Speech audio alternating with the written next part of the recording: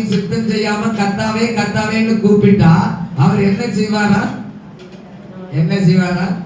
நான் உங்களை அறியேன், அக்கிரமக்காரனே என்னை விட்டு அகன்று போங்க. அப்ப ஜெபிக்கிறோம், அந்நிய பாஷை பேசுகிறோம், துதிக்கிறோம், எல்லாம் செய்கிறோம். கர்த்தர் கேட்கிறார், பிதாவின் சித்தம் செய்கிறீங்களா? இந்த வேத வசனத்தின்படி நடக்கிறோமா? வேத வசனத்தின்படி ஜீவிக்கிறோமா?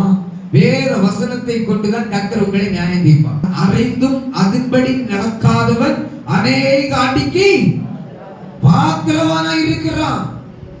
வருகைக்கு போடுமானா இந்த பூலோகத்துல நீங்களும் நானும் பரிசுத்தமா வாழ வேண்டும் என்று சொல்லுதான் பரலோகத்துக்கு போகிறது, நரகத்துக்கு போகிறதையும் நான் எடுத்து சொல்லுகிறேன். அறியாமைன்னு சொல்ல முடியாது.